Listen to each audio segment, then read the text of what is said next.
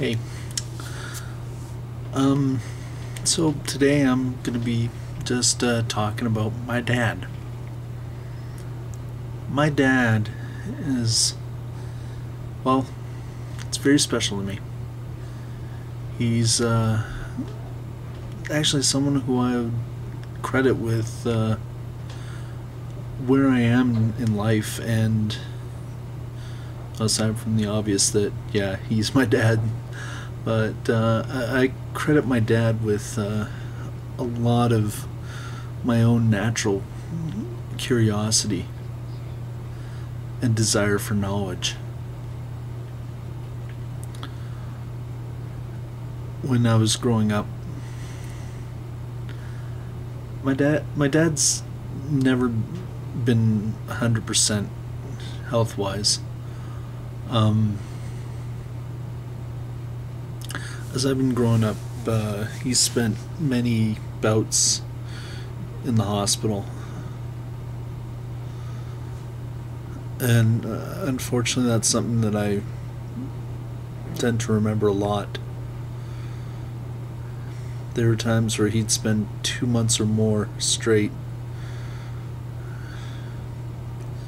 Remember, he was there for my 8th birthday. But when he wasn't in the hospital or when I'd go to visit him, he'd always have the most interesting subjects to talk about. I mean, how many boys' fathers who are just so interested in science, even though they're not scientists themselves, but interested enough to learn, to tell their preteen son exactly how a thermonuclear weapon works, specifically how the explosion is propagated, or to sit down with his son,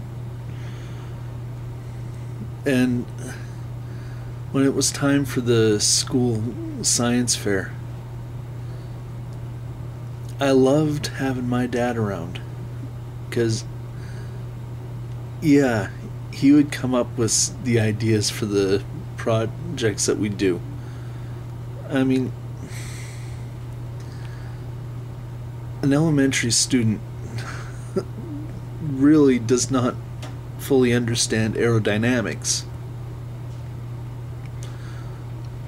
But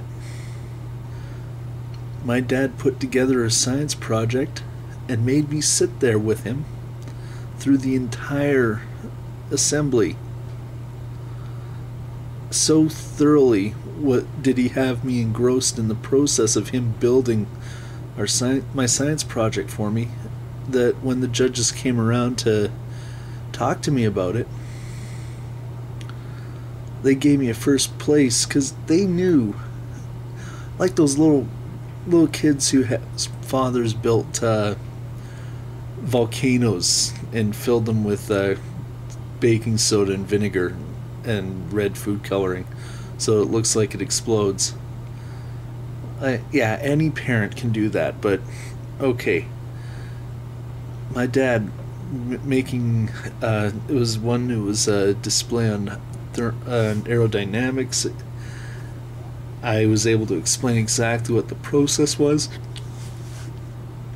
Or the year that Dad came up with the idea, why don't you do electromagnetism? And yeah, sure enough, he built the rig for me, but he had me so engrossed, so interested in learning it, so involved in figuring out just how it worked, that the judges gave me first place just because I knew the ins and outs and was able to explain it so thoroughly, and that's because of my dad. I mean, the year that and again, this is all in elementary school, the year that Dad showed me how to make a Hoffman apparatus, I mean, yeah, the judges knew when they came around that, okay, this kid's splitting water into hydrogen and oxygen.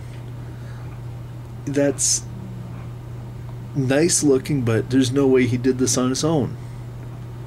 But because Dad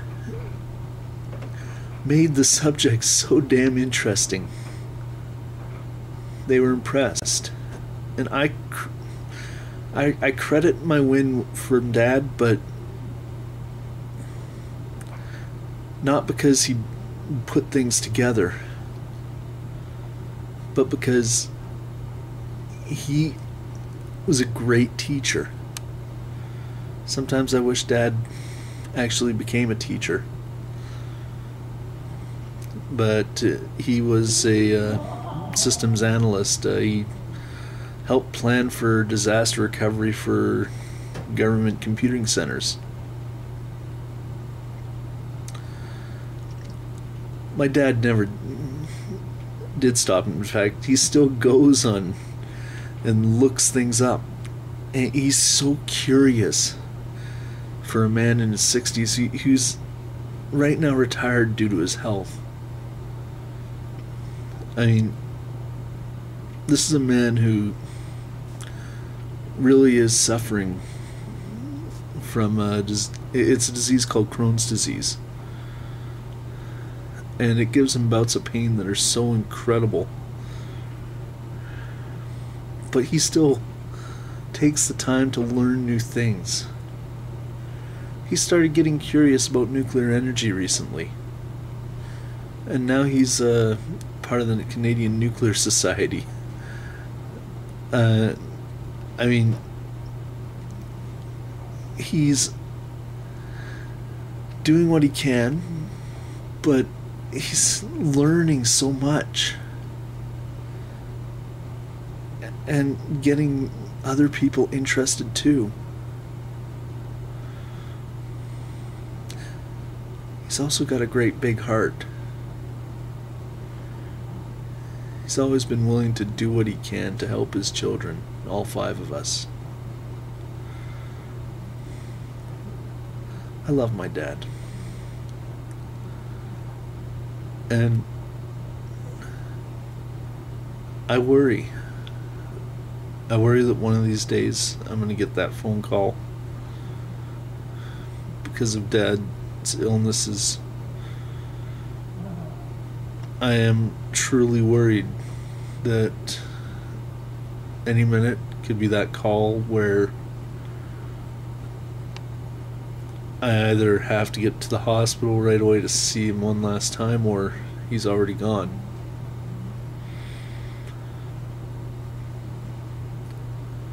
But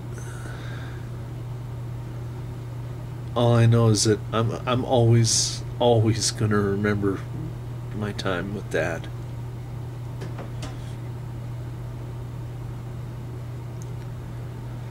And he's special. I attribute a lot of where I am today to Dad.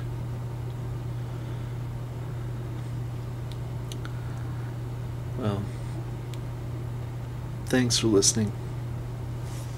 Have a good day.